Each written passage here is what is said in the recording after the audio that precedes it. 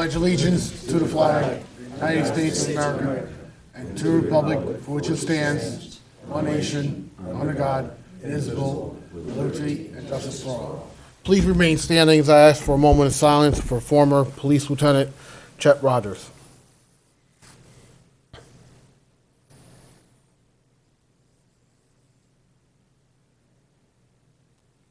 Thank you. Roll. Graham Cassoon. Here. Tobin. Here. Kleiner. Here. Johnson. Here. John Francois. Here. Burr. Here. Green. Here. Massey. Here. President Rodriguez. Here. Resolution. We have a quorum. Okay, correspondence. We have a correspondence from Agriculture and Markets with the Humane Society of Port Jervis inspecting. Received and filed. We have a letter from the High Rose Ridge Homeowners Association. They want to have the police department to permission to patrol and, if necessary, issue tickets and traffic for parking violations. Forward to legislation. We have two letters from the New Beginnings Church on Mulberry Street. They wanted to have a community outreach in their parking lot on June 8th from 9 a.m. to 5 p.m. Forward to DPW. And they have a second request for a motorcycle fun ride community outreach outside in their parking lot on June 9th from 9 a.m. to 5 p.m. Forward to DPW committee. That is all for correspondence. Okay, for the good of the city, tonight we have a presentation from Kellyanne, Safe Homes of Orange County. Good evening. This evening we have with us the representative from Safe Homes of Orange County, Kellyanne. The Middletown Police Department's partnered with Kellyanne and Safe Homes just over a year ago to do some additional outreach into the community for victims of domestic violence. Kellyanne will discuss a little bit about the program. I know the last meeting the mayor touched upon it, especially in light of what we had occur earlier this year with the 2 homicides that were related to domestic violence. So this is Kellyanne from Safe Homes to give you a presentation. Thanks, Chief. Hi, good evening. Thank you very much for having me. I was told I got 10 minutes to talk a little bit about who we are and answer a couple of questions if there are about the program that we started here in the city of Middletown. We've been in existence. We're going into our 34th year, and I'm going into my 10th year as the executive director. And we're the comprehensive program. We're the only program in Orange County and now Sullivan County that provide direct services to victims and their children that are survivors of domestic violence, teen dating violence, and human trafficking. And while we do have a shelter in a confidential location in the community that has 17 beds and are in the process of building another facility with 20 more beds, it's the smallest part of our programming. The largest part of our programming is non-residential services. And that really can look very different for each individual victim and what their needs may be.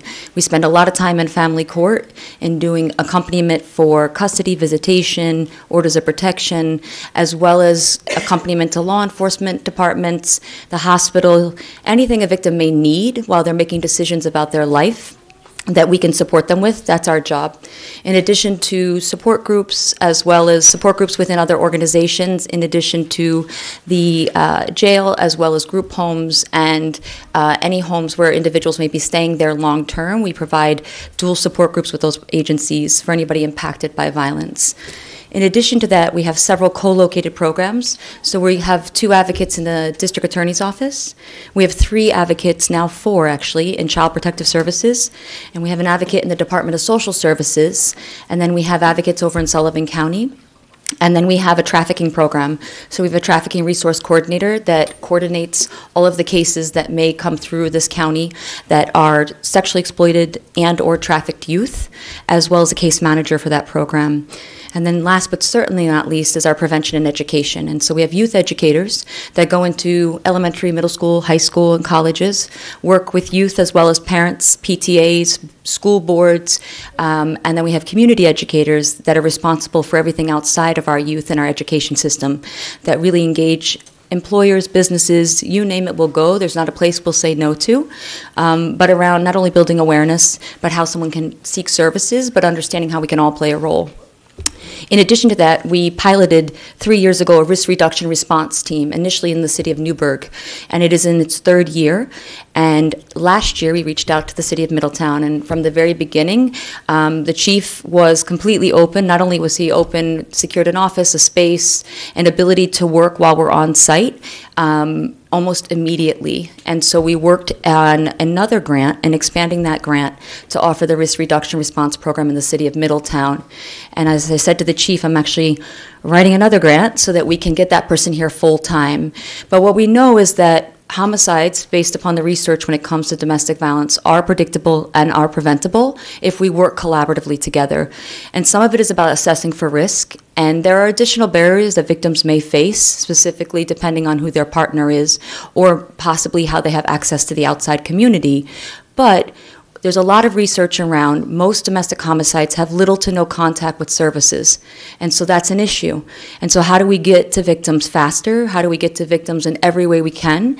And one of the ways was that oftentimes police have a lot of contact, and they don't necessarily follow up, not the police, but the victim, with that number on the back of those domestic incident reports. And so there's research around immediately putting victims in contact with an advocate on the scene at the time of an incident.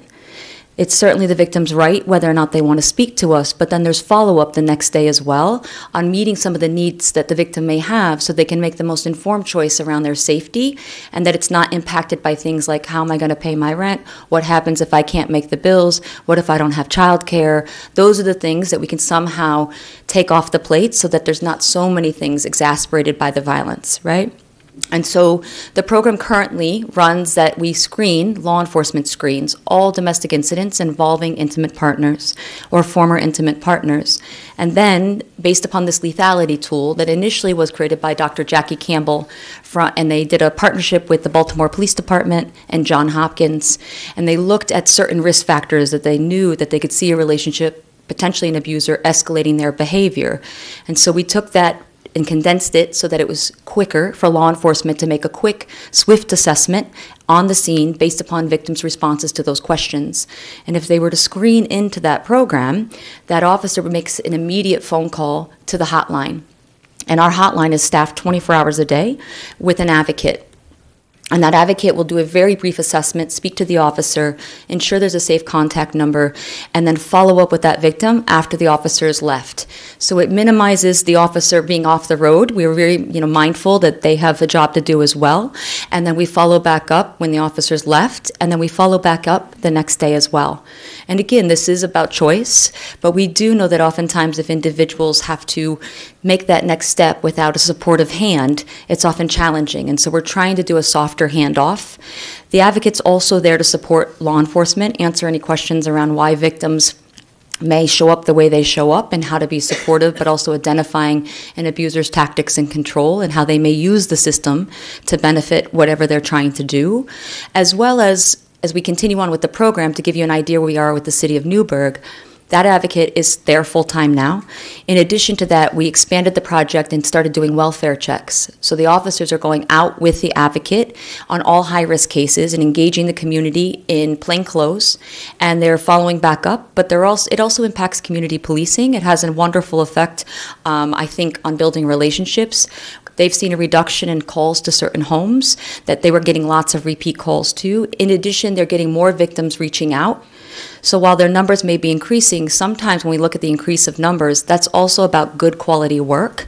I think sometimes when we look at numbers increasing, we want to immediately think, oh my gosh, individuals have more domestic violence. But in reality, when we work collaboratively together and word of mouth gets around, victims often feel safer to report and to reach out. And so we don't jump to conclusions. We see it as also effective working together. In addition, we've then expanded that program again. We have now, we'll be launching next month on-call responsive advocates on scene, so 24 hours a day outside of business hours for serious domestic violence cases where a victim may go to the hospital or is at the police station and needs immediate assessment on scene. We're also working with probation, and we're piloting effective immediately on small individual cases, electronic monitoring on those serious high-risk offenders who continue to violate orders of protection and are increasing the danger of potentially the victim and others around them. And then also when we look at follow-up, we're changing how we're doing our home visits, and now the advocate there is going out every morning with an officer and following up on the domestics the night before. And so we're learning as we go, but I can't say enough. I mean, the reality, City of Middletown opened their doors immediately. We did training within a month that we met the lieutenants and the chief and our agency, and certainly committed. It makes a lot of sense to work collaboratively together and to be on the scene and support each other as much as possible. Victims don't often get to choose whether or not they work with these systems, but we can make a difference on how their experience as they're in those systems is. And so the hope is that not all domestic violence cases result in domestic homicide, but there's lots we can do in between to create safer environments for everyone and to raise people's awareness, because unfortunately these individuals who do use these abusive behaviors operate one way in their homes and another way in society. And so it's often very hard for many of us to identify those individuals. They work very hard to create a persona on the outside of the world that's very different than what they're doing on the inside of their homes. And so the more we talk about it, the more we raise awareness. I want to thank the mayor. He immediately connected our website to your website, to the City of Middletown. We're working with your local media so that people can find us everywhere, and they know how to get us anywhere. And we do use the language line, so there's nothing that we can't translate, or there's no one that we can't work with. And so if there's any opportunity in any way to potentially continue to work, we're deeply committed and know that this relationship, the relationship between law enforcement and advocacy, is key. There's tons of research around first responders getting access to victims far differently than anyone else. And so, you know, it's been by the commitment from the chief and the top down to the patrol officers in selling safe homes at the incident that we've made the connections and we've had follow-up. And the numbers are there now with the City of Newburgh, so we're really looking forward to not only expanding, but it is really nice when everyone is at the table before you even have done anything. And so it was very easy when we came into the City of Middletown. I don't know if you have any questions about the program. Any questions? Yes? Jonathan? Oh, thank you. Well, you're very well versed in your area of expertise, and I appreciate that. And it sounds like you have a real multimodal approach to the problem. So I'm understanding you correctly, there'll be an advocate on scene with law enforcement to the best of your ability, is that? That's what we're working to next month, yes. And so we're piloting it. We expanded the program in the City of Newburgh, but we'll open that up to our other, we're doing it in the City of Port Jervis and the City of Middletown. And I'm in the middle of training this week the town of Newburgh. And so we'll open it up to all of our partners that have the risk reduction response program. And do you have any idea how many cases you would anticipate being able to handle in the 2019 calendar year? On the on-scene response, not yet. You know, we're not going to respond to everything. We're going to respond to the more serious cases where, again, a victim's going to the hospital and or potentially is at the scene. We have a little bit of a support system because the advocate in the City of Newburgh is already co-located there. And so this advocate, all of our advocates in the agency, we have 49 employees, will have an opportunity to be on call and sign up. So these are advocates outside of the advocates we have assigned to this project.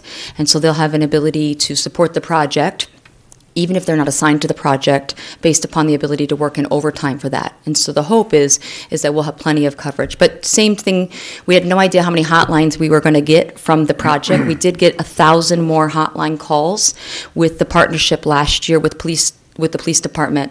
But what was interesting is when we looked at the numbers of law enforcement hotline calls and compared it to the calls we were getting, almost all of the calls we were getting connected from law enforcement, very few were connected to us before that call. And so that, to me, speaks volumes of the project alone. And two other questions. Sure. Is there a seasonal variation to incidence of calls? No, I think there's myths and misconceptions about when people potentially think.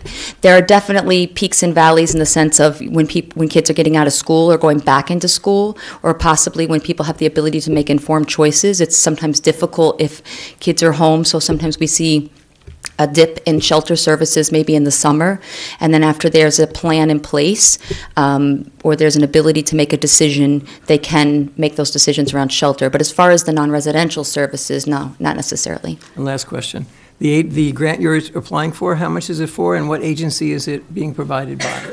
So we're applying, it's under VOCA funds. They're federal funds under the Office of Victim Services. And the Office of Victim Services currently funds our organization, but this is a competitive RFP.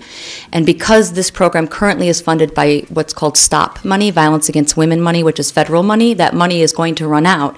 And so we're going to attempt to write this program into the next calendar year, but full-time for the Middletown department, because Port Jervis actually launched first, but they still don't have space. And as I said to you, the chief had space before we even, I think, left the building, to be honest with you. And so we want to get that advocate there as soon as possible and keep them there, and it is my belief that it takes a couple of years, and some of it can't be measured because it's about building relationships. But it's been my experience in my career here as well as in Dutchess County that it takes several years to build trust, but then it's often you can't remember doing your job without each other. It's not about being in each other's lane. It's about working in your own lanes and supporting each other. And so it just takes time to build relationship and break down old, barriers or grudges or whatever's been created and and that's really what we're seeing in the city of Newburgh, in the sense that we went from, I'm not sure how this is going to work, to an advocate that goes home with a radio every single night and is connected to her department every single day, as well as is one of their members, and even city council engaging in different conversations on seeing the impact that in 3 years of this program. So it just takes some time, I think, to build the relationships first, because it feels different. It's not something most people have done, and there's been rumors about what it's like to either work on both sides of the lane. We spend a lot of time doing ride-alongs. City of Middletown's been very gracious. All of our staff that are hired at Safe Homes since I've been the executive director have to do ride-alongs as part of their training, and Middletown signed on right away. So there are 5 policing agencies that support the ride-along program, so our staff can spend time with law enforcement. And so we do a lot of ride-alongs as well. So it is about building individual relationships first, because historically advocates in law enforcement, either they've never been co-located or there's rumors that they're oil and vinegar, but they most certainly are not. It takes the right person, I think, to be there, but once you're there, you build the relationship and you support each other, and you show that there's a place for both of you.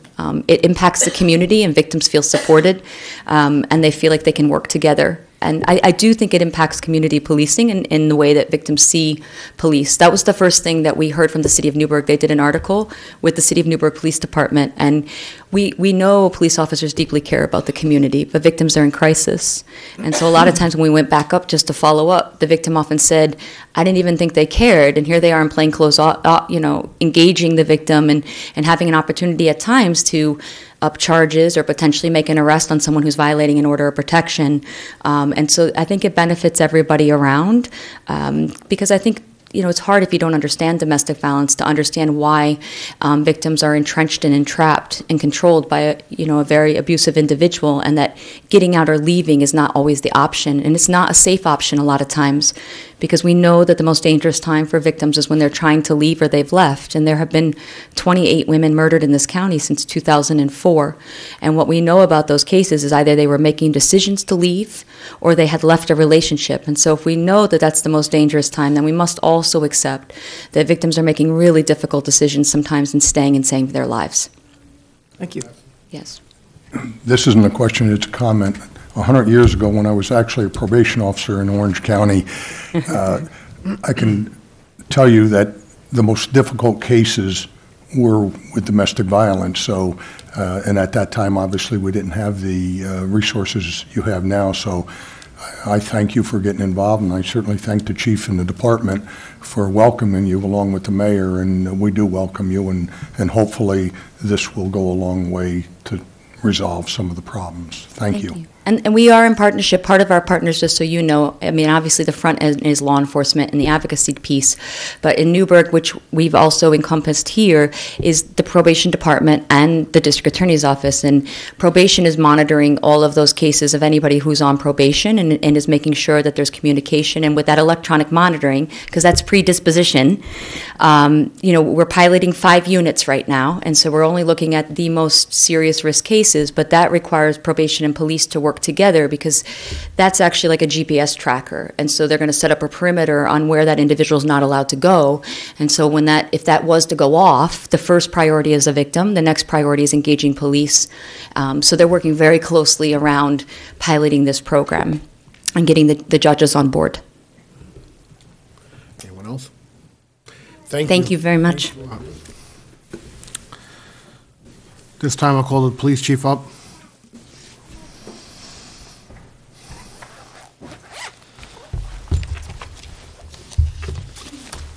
Good evening once again.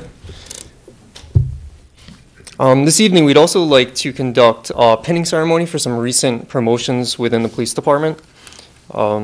So first, I'd like to take this opportunity to thank Mayor DeStefano, the Common Council, and the Police Commission for giving me the opportunity to publicly recognize 3 members of the police department for their recent promotions. I'd also like to thank the family members, friends, city residents, and the various members of the Middletown Police Department that have joined us here this evening to recognize the recent promotions of Sergeant Robert McCacci, Detective Kevin Weimer, and Detective Christopher Bailey. Ask him forward, please.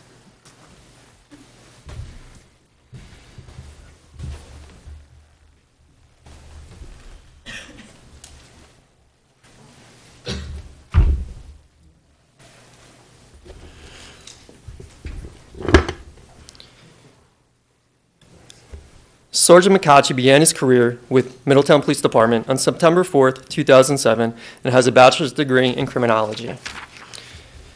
As a patrol officer, Sergeant McCacci was extremely active, consistently ranked as one of the department's top performers in regards to arrests and traffic summons.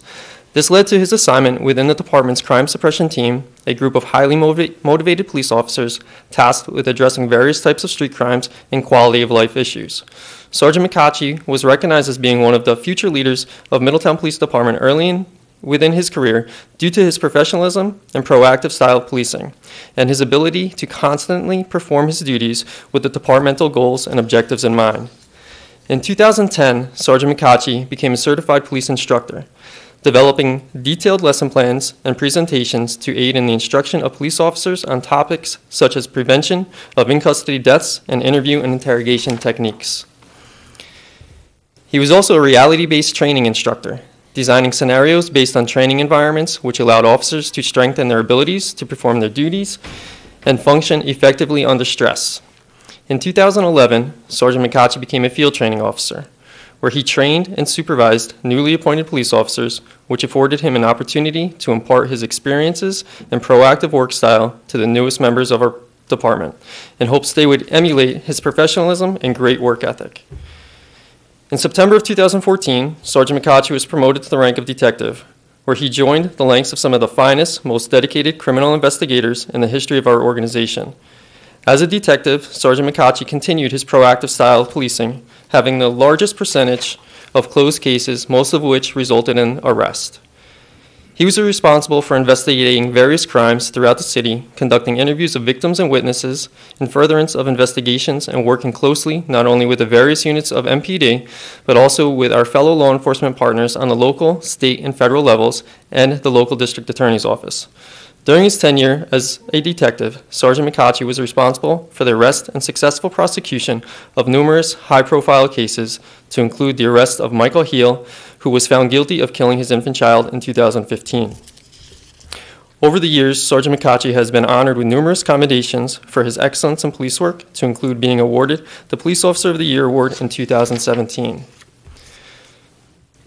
Sergeant McCacci has displayed time and again his sacrifice and dedication to the Middletown Police Department, and I am honored to have him serving in his new role as a patrol sergeant, where he will be supervising the police officers in their daily patrol functions and continue to utilize his training and experience to mentor and guide the men and women of the Middletown Police Department.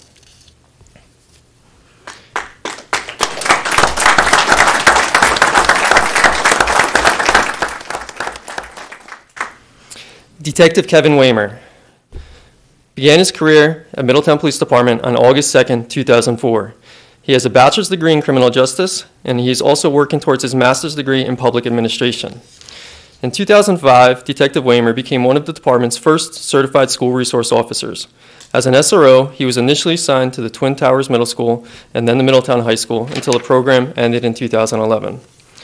As an SRO, he was not only tasked with helping to create a safer environment for all staff and students, but he also had to work as an educator, developing trust between the students and the police department. In 2007, Detective Weimer became a certified instructor for the GREAT program, which stands for Gang Resistance Education and Training. Upon achieving this certification, Detective Weimer was tasked with hosting formalized teaching blocks where he educated students about the adverse impacts of gang affiliation. In 2006, Detective Weimer joined the Tactical Response Team as an operator trained in the use and deployment of various special weapons and tactics. In 2007, Detective Weimer became a certified police instructor and began developing lesson plans and presentations to aid in the instruction of police officers on topics such as proper evidence procedures. Currently, and for the past several years, he has also been instructing new recruits as well as veteran police officers and detectives in the techniques used to process crime scenes as well as evidence processing procedures at the Orange County Police Academy. In 2014, Detective Weimer was assigned as the department's full-time crime scene identification officer and evidence custodian. In this role, Detective Weimer had to work hand in hand with our detectives and is responsible for processing and documenting all case evidence and crime scenes for forensic evidence such as fingerprints, DNA, and ballistics. Additionally, he is responsible for maintaining records of all evidence and non-departmental property, creating a chain of custody, and always having an accountability of each item's whereabouts and status. These duties are extremely critical, not just to our department, but to all police departments, as evidence maintenance and processing is constantly critiqued and audited by our own personnel, as well as the Comptroller's Office and New York State accreditors. Detective Weimer takes his role as evidence custodian very seriously and has done so in a manner that has led our evidence system to becoming a model for other police agencies around the state. Detective Weimer has been honored throughout his career with numerous commendations for excellence in police work, and he continues to demonstrate his professionalism and commitment to our organization. I'm honored to have him serving in his new role as a detective, where he will continue to oversee the department's evidence system and crime scene responsibilities, but he will also be assigned a detective caseload in which he will utilize his investigative skills to bring criminal cases to their conclusions.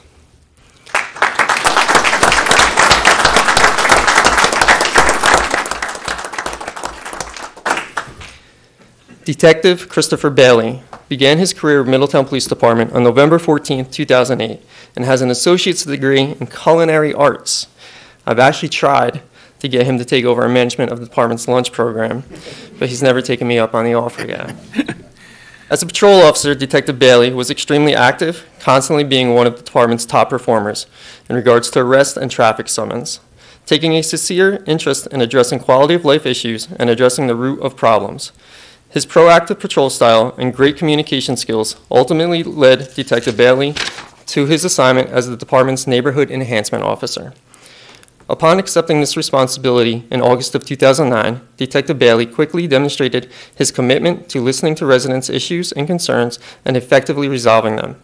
As the Neighborhood Enhancement Officer, Detective Bailey was tasked with addressing quality of life and nuisance issues throughout the city. In doing so, he not only creatively utilized resources from within the Middletown Police Department, but he also established partnerships with the city's code enforcement department, the schools, and various other organizations in an effort to resolve issues from a multifaceted approach.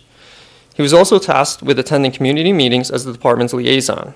In this role, Detective Bailey was constantly building relationships with our community partners, quickly became known throughout the city as the officer to contact when you needed a tough problem solved.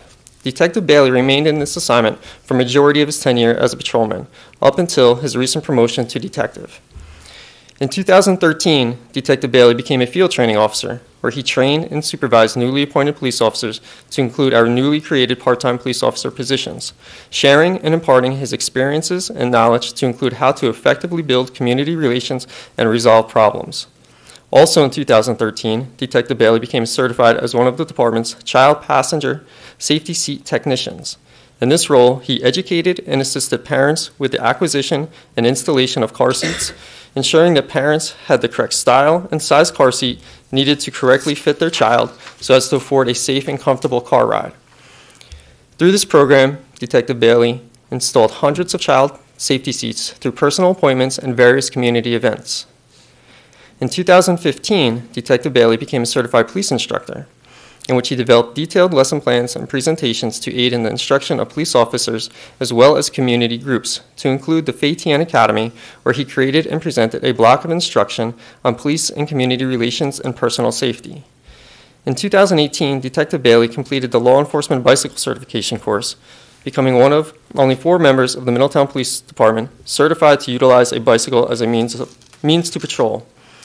Given his background in Neighborhood Enhancement Unit, Detective Bailey not only utilized the bicycle as a tool to further enhance his community and youth engagement, but it also provided him with a stealthy means to navigate throughout the city, which he did with ease on the newly purchased electric assist bicycles.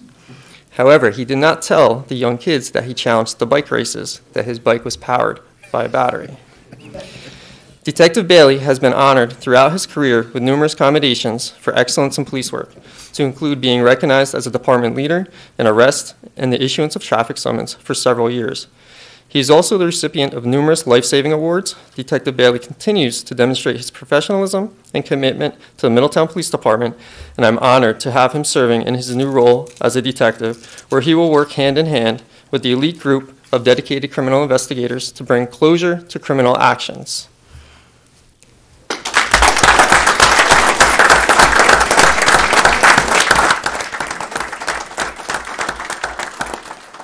At this time, I'd like to pin the recent promoted officers with their new shields.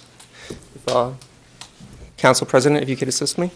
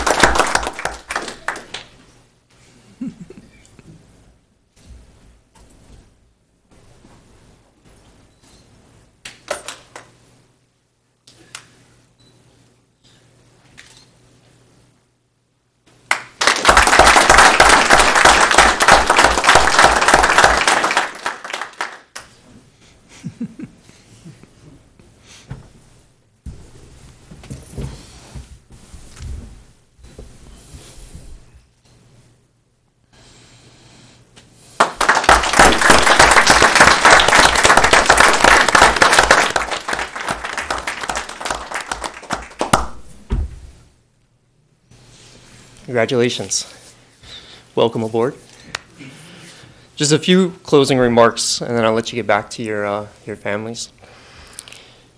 Sergeant McCachy, Detective Weimer, and Detective Bailey, your dedication and commitment to the Middletown Police Department is evident, and I know that each of you have put in countless hours studying and working hard to achieve these promotions.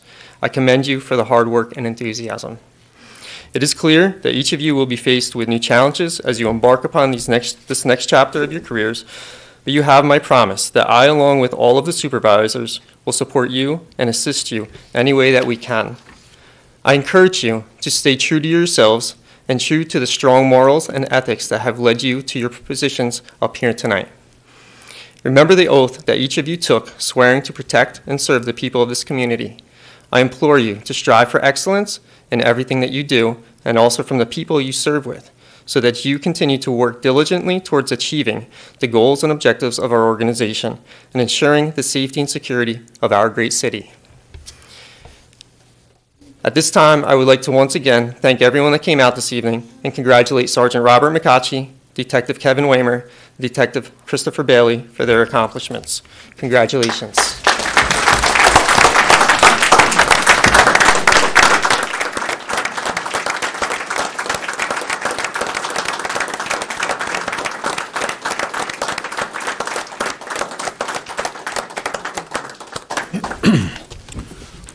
We'll take a brief 5-minute break so they take pictures.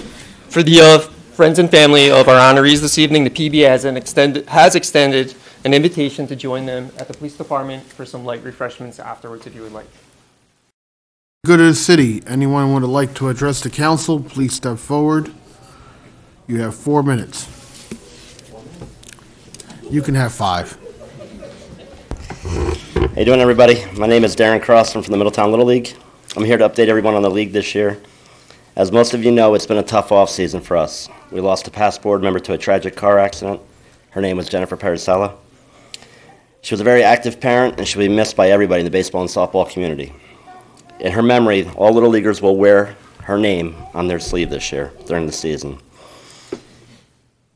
A few months later, we lost our beloved Lena Citroniti. She passed away back 6 weeks ago.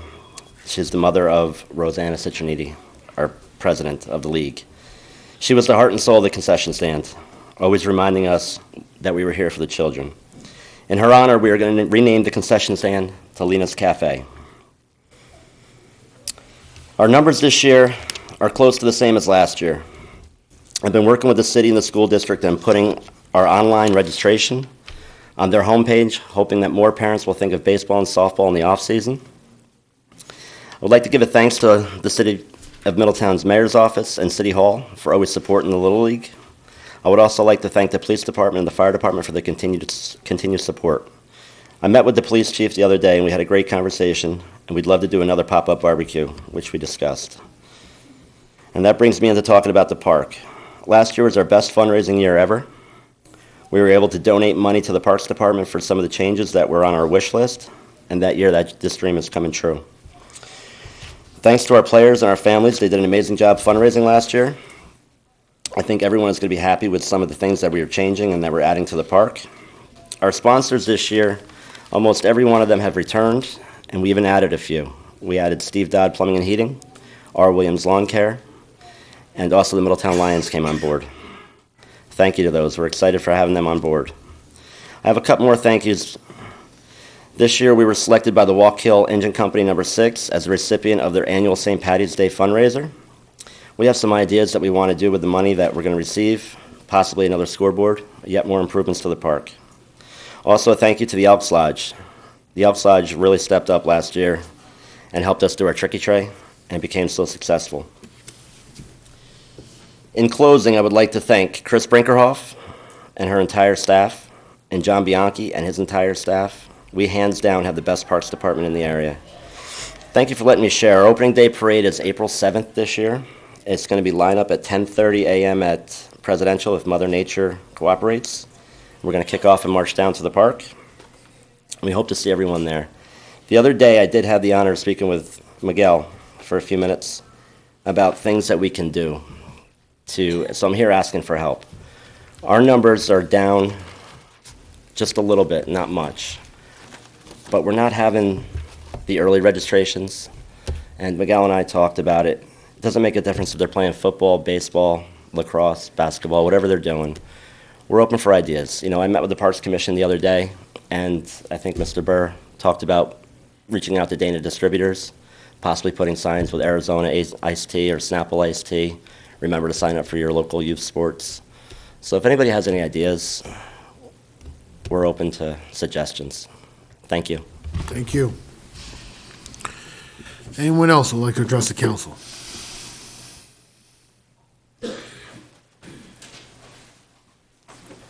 Good evening, everyone. I have a little issue in our neighborhood. We have a sinkhole across the street. I live on Grant Street. And it's been slowly enlarging itself, but I also think more issues are happening in front of my house. My sidewalk is level with the road now, and I noticed since after the snow that the water seepage is going down amongst where the water turnoff is and the gas shutoff is, and there seems to be cracks opening at the end of my driveway. They're not very big. I mean, if you put something on it, it's going to temporarily solve the issue, but I believe something is going on underneath. Is that And I know Excuse Is me? that where they were doing construction? No, no. This sinkhole started in 2016. It was very small. Now it's enlarged, I believe, well, it's by Draper Brook. Actually, it's a cave-in. And it was very small in the beginning, but now it's enlarged to about 12 to 15 feet in length and maybe 5 to 6 feet in width. And I don't know if it's in conjunction with maybe the brook, more cave-ins starting to happen or something, or weakening. But like I said, there's an issue also on my side of the street now. So, and I know it's going to be very costly, but it also runs along the side of my house. I don't know what is under there because the house is extremely old. It's over 100 years old. Okay. But it's a little concern for me. We roll forward right to the Commissioner of DPW. He's right behind you. I know who he is, thank you. And I know it's going to be extremely costly and a lot of excavation. But I think it needs to be looked into a little bit. Correct. Okay, thank you very much. Anyone else? Okay, remarks of department heads, economic development.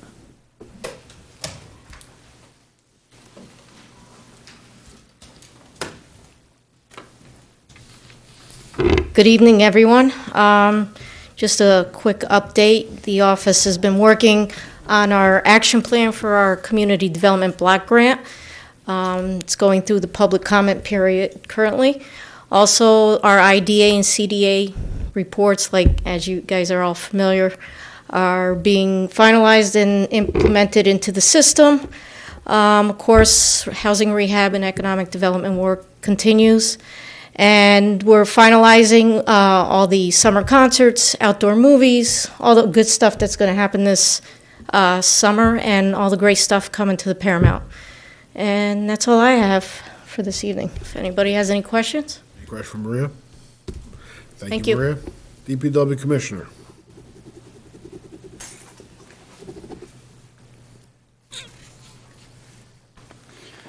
Good evening, all.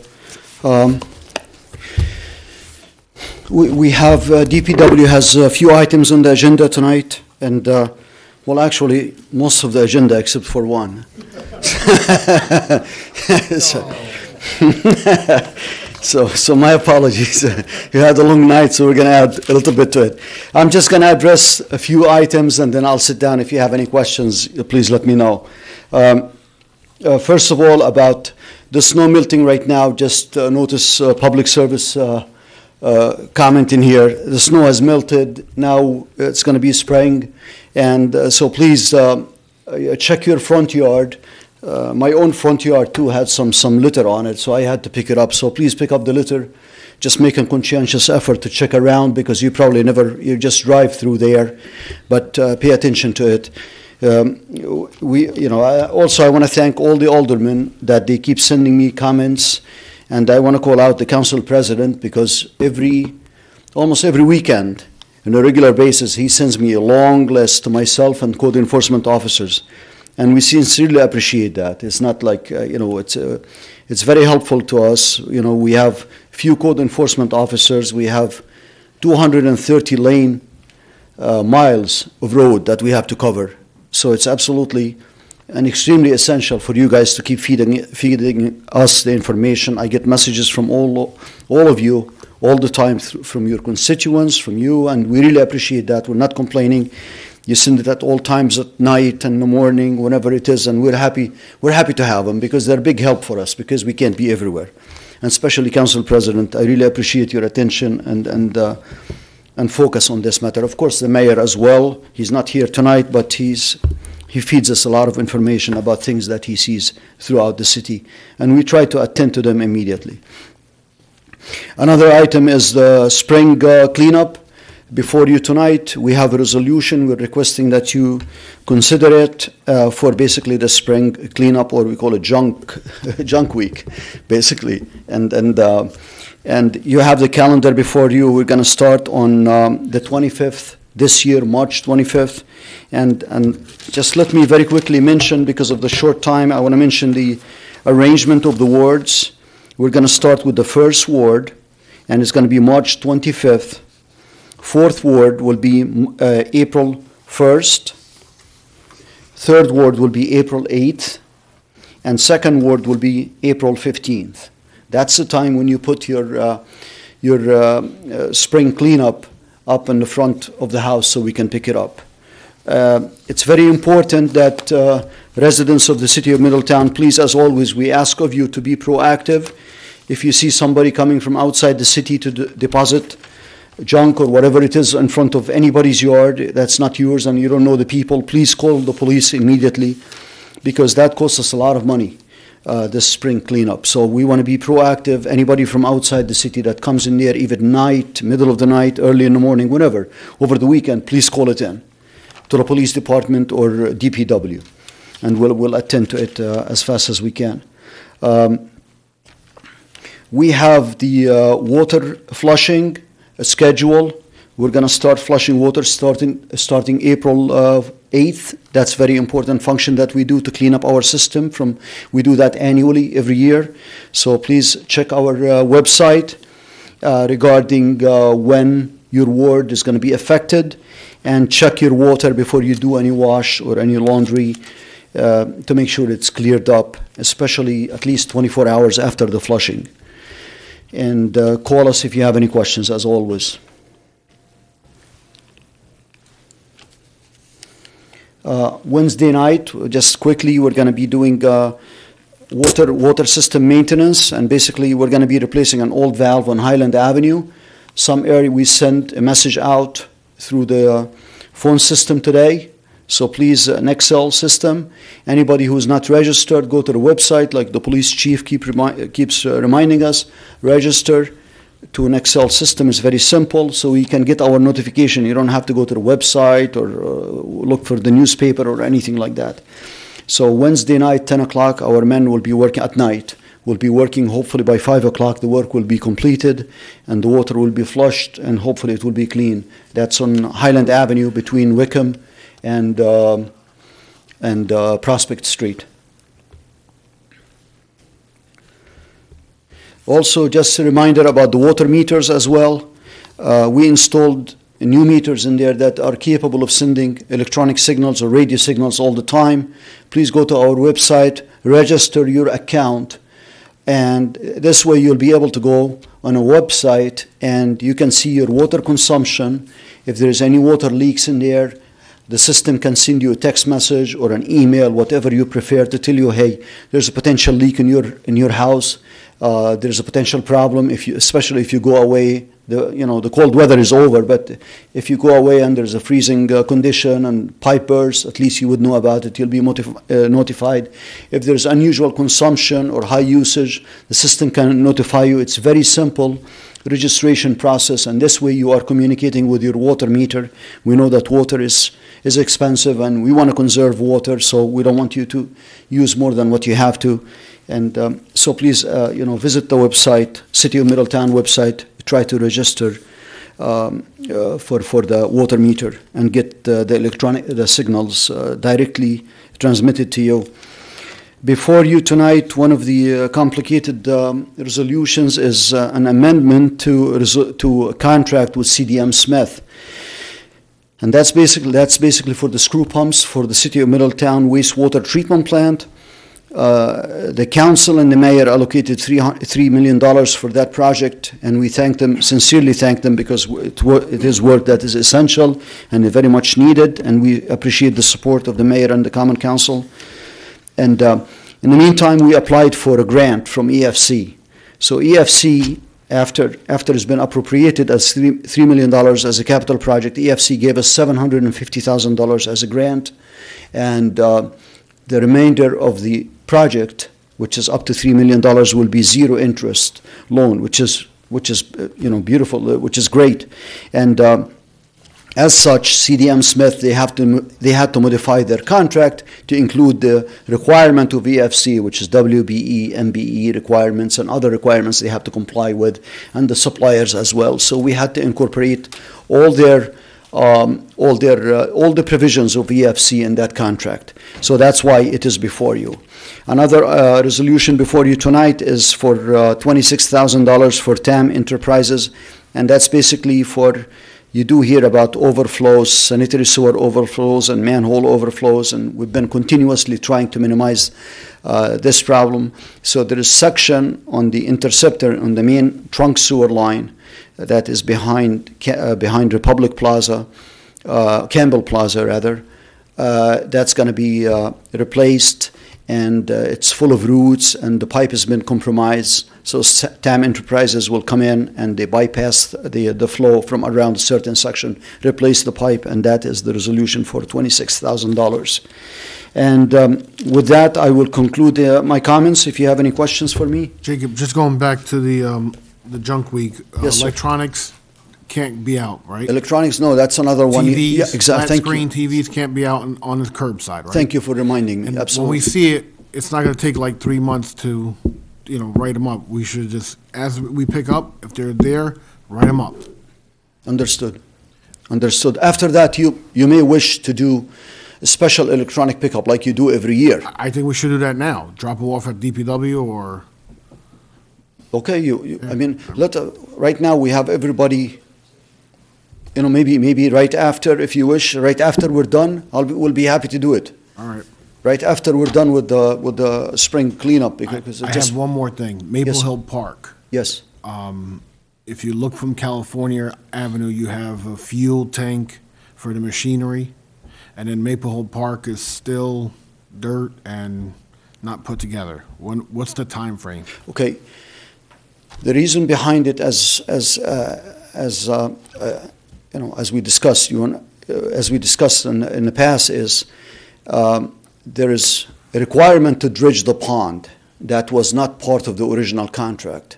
The cost of dredging it, we're using a special equipment that the Army Corps of Engineers would approve using without having to go through a lengthy process of getting permission from them for that small pond, believe it or not.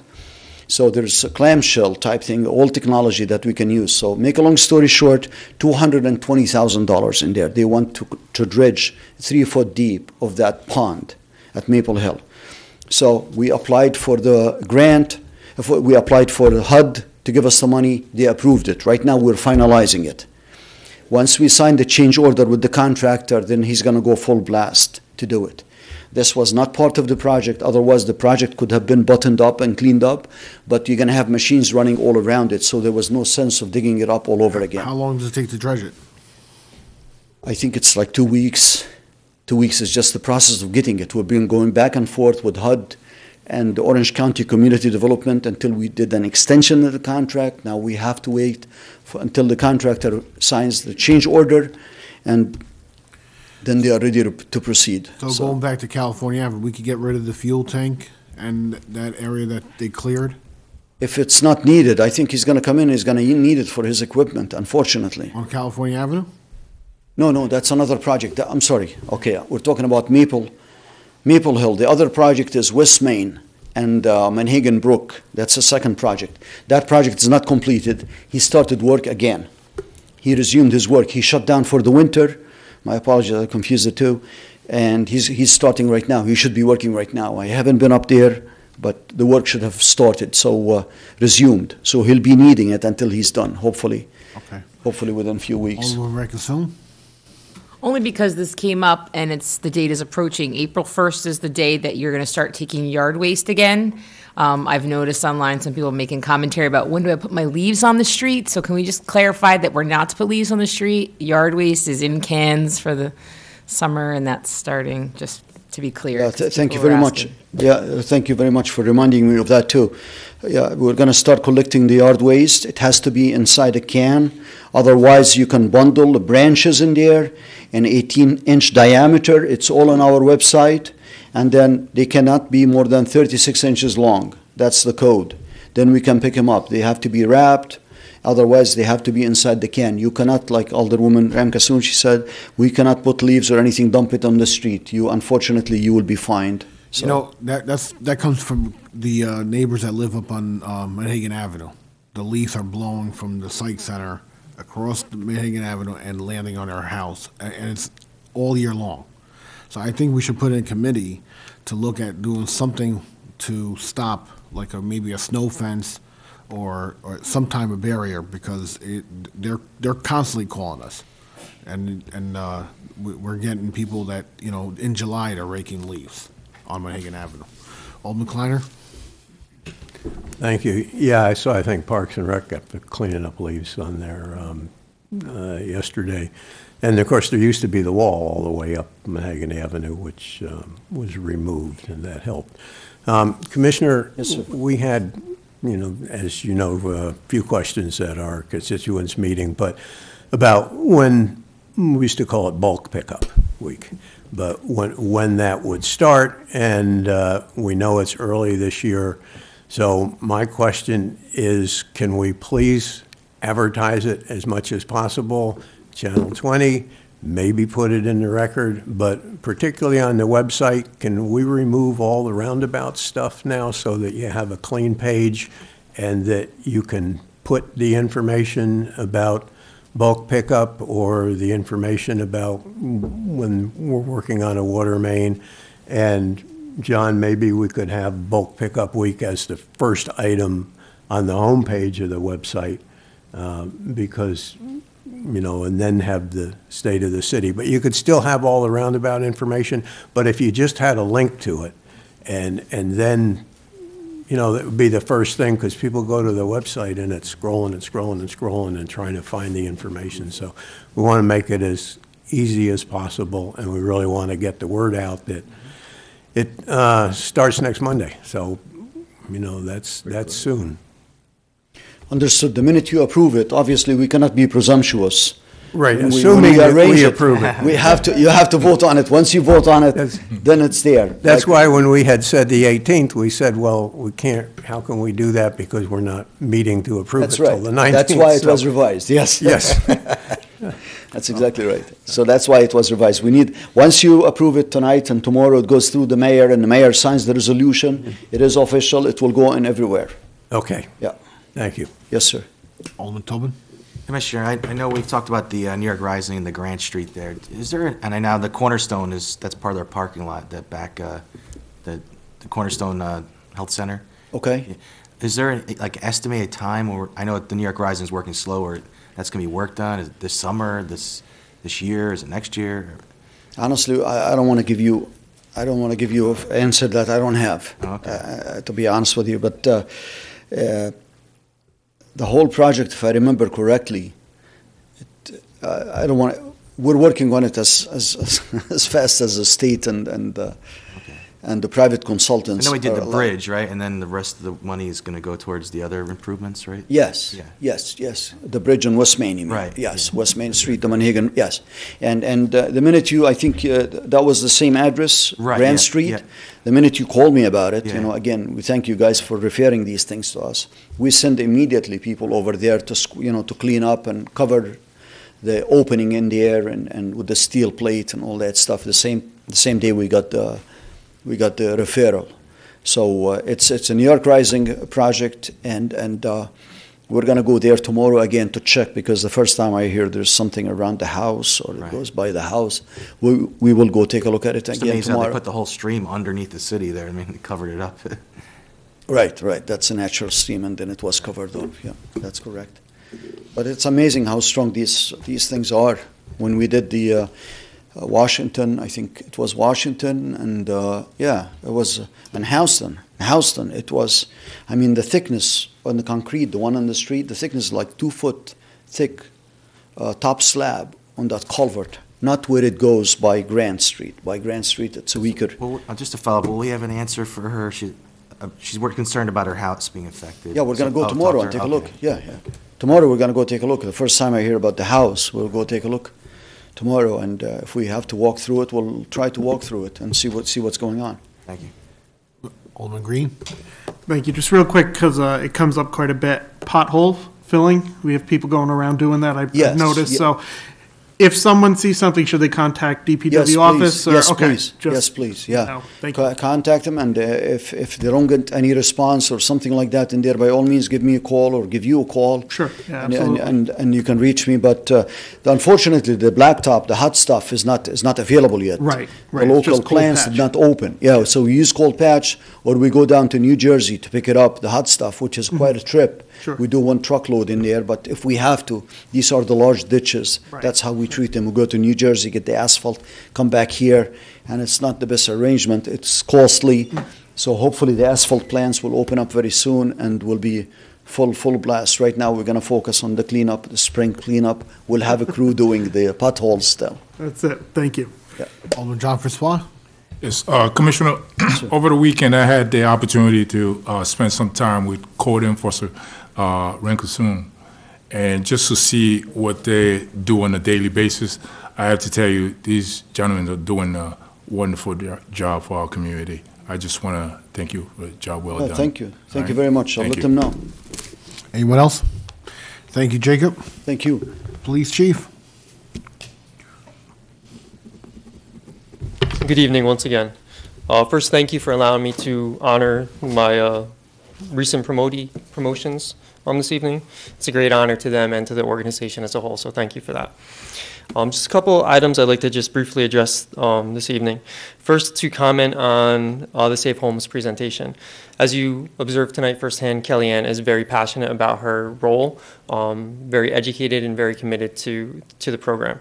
As she said, we signed on as soon as we sat down with her and her staff last year, realizing that it is a benefit to our residents.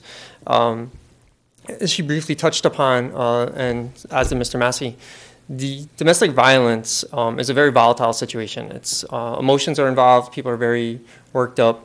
They don't want to see bad things happen to their loved ones, but at the same time, they don't want to be victimized. So one of the great things that we're seeing is in the follow-ups, when we do approach with the advocate from Safe Homes in a softer manner out of our uniform, that trust is being built and relationships are being built, and we're actually getting to build enough trust that the victims of the domestic violence that we're following up with are reporting additional situations, and gives us an opportunity to work with Safe Homes to provide additional resources to help them be more safe. And the great thing about the partnership with Safe Homes is quite often there's a lot of programs that are pushed towards the police department that don't have any resources. As you heard Kellyanne state, she comes along with resources. Her program involves staff who works with us out of our building and funding. When we do send members of our organization out into the community with her staff, it is funded by their grant money, which is a very nice resource to have. We have to assume some of the cost, but it's nice to have some of it come back. So she definitely puts a lot of effort into obtaining the grants and working and creating partnerships. So it's been a great partnership with her. Just want to touch briefly on the situation from last Monday, March 11th at 23 Knapp Avenue. It is a very unfortunate situation. I cannot give many details at this point as it is an active investigation, but I can assure you and the public that detectives of the Middletown Police Department worked tirelessly, especially for the first 2, 3, 4 days. It was almost around the clock, following up on leads, tracking down people. They're continuing the work. There's not a moment that goes on that one of them is not either working on it or thinking about it. I do ask the public or anybody in the community, if you have any information, to please forward that to us. You could do it anonymously through the Nixle application. We'll not know who you are, and whatever information is provided to us will remain confidential, and it may be the missing piece of the puzzle that we may need. Additionally, this Thursday, March 21st, we partnered with the Parks and Rec and ANAC of Orange County to host a training for parents of teenagers or preteens. The training is called Hidden Mischief. It's a very interactive training environment in which the representatives from ANAC set up a mock teenager's bedroom with a tremendous amount of paraphernalia that we see with our teens. There's an educational component where there's a discussion from the representatives of ANAC, and then you actually get sent in as parents into this mock bedroom to observe it, and you get a note card, and you're supposed to write down the items that you see that you believe are indicative of poor behaviors or possible behaviors that may lead to trouble. And then afterwards, all the things that you observe, plus a tremendous amount of other things, are actually broke down and explained to you. And it is very eye-opening. I, along with my wife, attended the training about 2 years ago. I went in support of my wife. She really wanted to go. I have teenage sons. And I actually walked away learning quite a bit. I was very, very impressed. So it is a great opportunity. It's free of charge. It is at the Parks and Rec Center this Thursday, the 21st. It starts at 6 p.m. It's not so much for the children. It's more of an educational program for the parents so that we can monitor what our children are doing. It talks about some of the stuff with social media and some apps and then some paraphernalia, whether it be clothing or types of medications or candies or whatnot that our teens are experimenting with. And then currently right now, just so you are aware, I don't have a lot of details either on this, but we are out on Cottage Street with a possible, well, it is a barricaded subject at this point, just in case when you guys conclude the meeting, if you have any questions or concerns. But I do not have any details as I've been sitting here with you for the last hour or so. Any questions for me? Any questions for the police chief? Thank you, chief. City clerk. Thank you. As everybody in City Hall knows, we started our municipal ID program last week with a rousing applause and a lot of people. And we issued over almost 160 IDs so far, and more coming tomorrow and the next day. I'd like to thank also the Nobody Leaves Mid-Hudson for the translation, the 2 people that they sent to help with our translations, very helpful, and they helped a lot. And I also want to thank the 2 people in my office, Karen and Lori, for the great job that they were doing, because it took a lot of time, but very resourceful and very rewarding. So thank you very much. That's all I have. Any questions for John? Alderman Burr? You only have the 2 days in the time frame. Could you tell people? Yep. Yeah, it's right now it's Wednesday and Thursday from 9 to 3. And the applications are on our website. Thank you, John. Okay, remarks of Alderman. Alderman Burr. Yeah, I'd like to congratulate our officers for their promotions, and well-deserved, the hard-working officers all the time. And then on bulk pickup week, Jacob, you want them to put it out Sunday night, correct? Yes. And if we're first, so, I mean, if you can, put it out on Sunday, because we don't want to keep coming back, because we're not going to come back, because as Jacob says, we're first in the first ward this year, and then they have to go on and do other 3 wards, and we don't want the stuff laying on the streets for that long. Thank you. Alderman John Fitzwater. Yes, good evening. Briefly, I just want to congratulate all the officers that received their promotion this evening. Job well done. It's well said and well honored. Thank you. Alderman Kleiner. Thank you. I want to add to that and congratulate the officers. Having really worked with all of them on issues, they're excellent candidates for promotion. So congratulations. And I thank Kellyanne from Safe Homes and Chief Wansu from, and the mayor for immediately, it hasn't always been the case, but this time for immediately opening up and working with them and realizing what a valuable organization they are. So I certainly hope that that's going to help deal with some of the, as we all know, the domestic disputes. It can be on the nastiest, snowiest, coldest night, and you always got, domestic and the address, and it's some of the toughest things they go to. And congratulate also Cornerstone. I saw that in the news yesterday, the $7.5 million to improve their what was formerly the Middletown Health Center facilities on Benton Avenue. So that's another great thing for the city, and much appreciated. The ID cards, thank you, John, and Lori and Karen. They were, besides everything else they do, they did an amazing job. There are always bumps and hiccups along the way, and all of a sudden this isn't working or that isn't working, and they just plowed ahead. And I thank people who helped them with the translation. It certainly made it easier, and I, again, encourage anyone to please come out and be proud of Middletown, and no, that's my doctor's appointment. But I do have my card. I did get it. They're very nice. They're really great cards, and be proud to be from Middletown. And we're hoping that we'll make it useful in a lot of ways. I also make an appeal, because I don't think I'll be able to be there on Thursday, but I make an appeal to the school board and the school system to get on board with the ID and to accept it for parents who need to attend school events or come pick up their children. I know Miguel's going to be working with the hospital, where hopefully they will also accept it as identification. It's just very important. Our police department is already committed to accepting it, so we have high hopes for it. The warming station, its capacity is 30. This last week, several times, they've had 35, 36 people. They're doing what they can, working with Code Blue, working with Honor, working with the police, have been very helpful.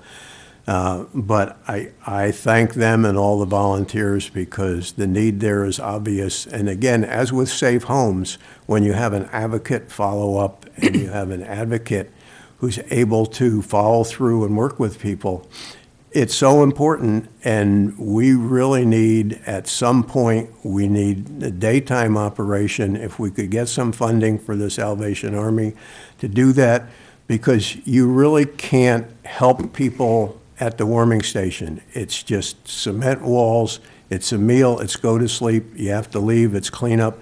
You can't really socialize, you can't talk to people in the system, you can't find out where you can get help and how you can get out of that situation. So I'm hoping, like the Port Jervis Empowerment Center, at some point we'll have a place where people can go in the daytime, and we'll have a bunch of agencies together, and they'll be able to get the help they need. And other than that, tomorrow is spring. I hope the weather agrees pretty soon, so happy spring. Thank you.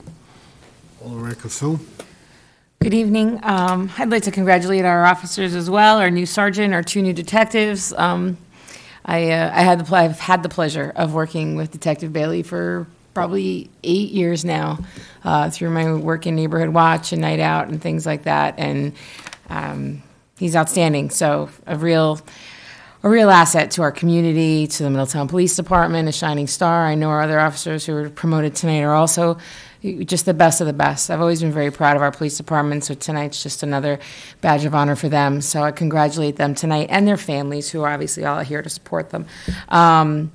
For Safe Homes, their work here is, I think, invaluable to the community, to the people who otherwise might not know how to get out of a situation that's terrifying. And the fact that our Middletown Police Department also supports that is just another reason to be happy to be a resident of Middletown, New York. Tonight, I just want to quickly shout out DPW and our commissioner. Resident called with a stop sign that was down, car accident, within like 2 hours. That sign is back up. So the responsiveness, in spite of all the other work that needs to be done, it is appreciated by the residents, and they wanted to make sure I mentioned that tonight. So my many thanks. Enjoy your spring. Alderman Johnson. Thank you. I was very impressed with the Safe Homes presentation. As she said, collaboration sometimes is a stumbling block. So I want to thank the chief for putting our best foot forward and putting out the welcome mat. It's a really good reputation to have in Orange County. I did speak with a resident on West Main. Apparently they were working in his backyard today to continue that project, so that was good news. The leaves on Monhagen, annual conversation. There was a wall. 1 year in the fall, we did put up a snow fence, which is not aesthetic, but it did serve the purpose. And whether we can institute a more permanent solution remains to be seen. I had an opportunity to meet with Maria on another matter, and I got a quick tour of downtown. The facade program is moving along great. There's more applications in the pipeline. It's a beautiful thing. I did a quick walkthrough with Maria of the Woolworth building, and painfully slow by my standards, but nonetheless, the walls are coming up, and perhaps by July 1st, the business will be ready for action. I did get to walk through the Tompkins building, which is astounding. Whether she'll be up and running by July 1st also remains to be seen. We'll see how it goes. And I did want to give a brief update.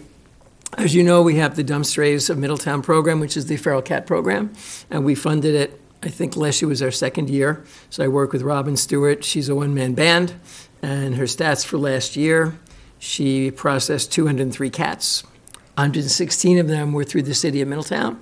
I did 23 for the good of the city. Tara did 93. She did 87 from the surrounding area. I believe we allocate 2,500 to her, and she gets 25 a cat, and she did 116 cats. So we owe her another 25 times 16. Thank you so much. Just kidding.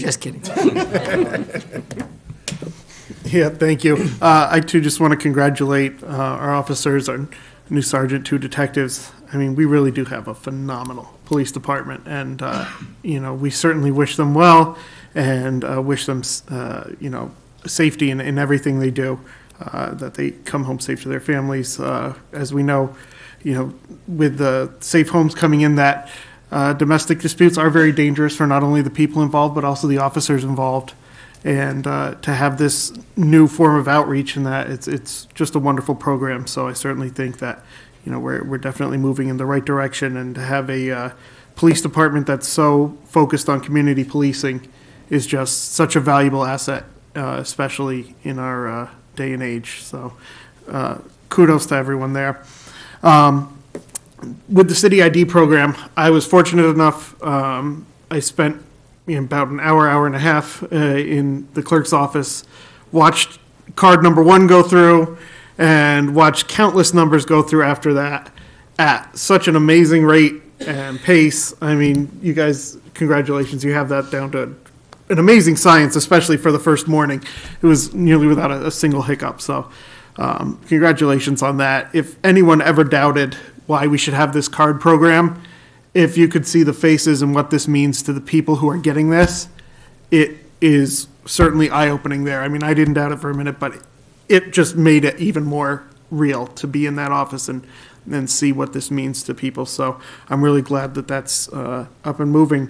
With that, it is the start of spring tomorrow, which is wonderful. I know we've said that already, but spring cleaning is a big thing. So please, take 5 minutes, 10 minutes out of your weekend even, and go out in your yard, check for any waste that's out there, anything that could have blown into it. The smallest changes, if everyone did them, I mean, just imagine what we could accomplish. So I think that's all. Happy spring, and hopefully it gets nice and warm. Thanks. Alderman Tobin? I'd also like to congratulate the officers on their promotions and the Safe Homes for their presentation. I think, it's such a complicated issue, the domestic violence. It's more than just posting a phone number or handing out a card. It's making that connection, making the people feel safe, and I think that goes hand in hand with our chief's doing with the community policing, trying to make that connection with the neighborhood.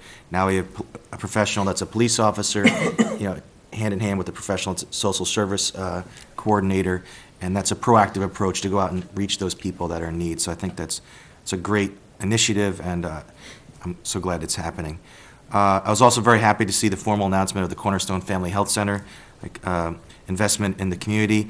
It's supposed to be a one-stop shop on par with Crystal Run right here in the city, where you can see all your doctors, specialists, and you can walk there. So if it's going to be something that's going to be within reach of the community. So I'm very happy to see that. Thank you. Alderman Massey. I too would like to congratulate the officers that were promoted, and I want to thank Kellyanne for her presentation on safe homes. And I'll end with this. For those of you who watched the meeting 2 weeks ago, or were actually here, I want to thank you for all of the offers to buy a Robert's Rules for me.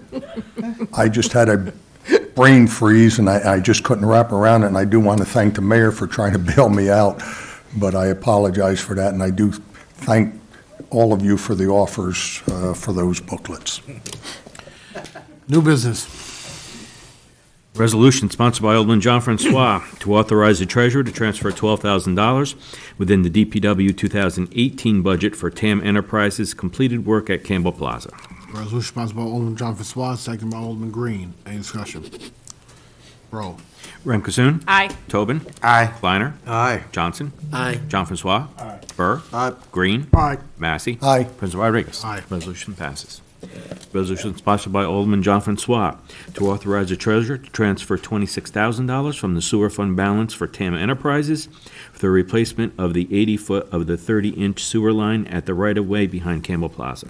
Resolution sponsored by Alderman John Francois, seconded by Alderman Tobin. Any discussion? Roll. Rem Kasoon. Aye. Tobin. Aye. Kleiner. Aye. Johnson. Aye. John Francois. Aye. Burr. Aye. Green. Aye. Massey. Aye. President Rodriguez. Aye. Resolution passes. Resolution sponsored by Alderman Burr, authorizing the closing of streets for the Middletown Little League Parade on Saturday, April 7th, 2019 at 10 a.m. Resolution sponsored by Alderman Burr, seconded by Alderman Kleiner. Any discussion? Roll. Ram Kasoon. Aye. Tobin. Aye. Kleiner. Aye. Johnson. Aye. John Francois. Aye. Burr. Aye. Green. Aye. Massey. Aye. President Rodriguez. Aye. Resolution passes. Resolution sponsored by Alderman John Francois to approve the 2019 Cleanup Week schedule. Resolution sponsored by Alderman John Francois, seconded by Alderman Green. Any discussion? Roll. Ram Kasoon. Aye. Tobin. Aye. Kleiner. Aye. Johnson. Aye. John Francois. Aye. Burr. Aye. Green. Aye. Massey. Aye. President Rodriguez. Aye. Resolution passes. Resolution sponsored by Alderman Massey to authorize the treasurer to transfer $16,481.25 from the general fund balance to cover expenses for the rest of 2019 with Samara for GPS licensing services. Resolution sponsored by Alderman Massey, seconded by Alderman Tobin. Any discussion? Roll. Ram Kasoon. Aye. Tobin. Aye. Kleiner. Aye. Johnson. Aye. John Francois. Aye. Burr. Aye. Green. Aye. Massey. Aye. President Rodriguez. Aye. Resolution passes. Resolution sponsored by Alderman Massey to approve a grant for the land acquisition for source water protection project, approve permanent borrowing of $1.5 million, establish a capital line in the 2019 budget, and authorize the mayor to sign an agreement with R.J. Smith. Resolution by Alderman Massey, seconded by Alderman Green. Any discussion? Alderman Kleiner. Aye. On our revised agenda, didn't we add the $750,000? Yeah, That- Don talked with the bond counsel, and he said to leave that out, that the other, he wanted that taken out and changed. That was the resolution Okay. change. Yep. All right, thank you. Anyone else? Roll. Ram Kasoon. Aye. Tobin. Aye. Kleiner. Aye. Johnson. Aye. John Francois. Aye. Burr. Aye. Green. Aye. Massey. Aye. President Rodriguez. Aye. Resolution passes. Resolution sponsored by Alderman Green to approve Amendment Number 1, SRF Bid Incorporation Primary and Secondary Screw Pump Replacement Project from CDM Smith. Resolution sponsored by Alderman Green, seconded by Alderman Massey. Any discussion? Ram Kasoon. Aye. Tobin. Aye. Kleiner. Aye. Johnson. Aye. John Francois. Aye. Burr. Aye. Green. Aye. Massey. Aye. President Rodriguez. Resolution passes. That is all for new business. Audit. Mr. President, I move the accounts be audited, the claims be adjusted, and the city treasurer be authorized to issue warrants for their payment. Resolution by Alderman Massey, seconded by Alderman Tobin. Roll. Ram Kasoon. Aye. Tobin. Aye. Kleiner. Aye. Johnson. Aye. John Francois. Aye. Burr. Aye. Green. Aye. Massey. Aye. President Rodriguez. Aye. Resolution passes. For adjournment. So moved.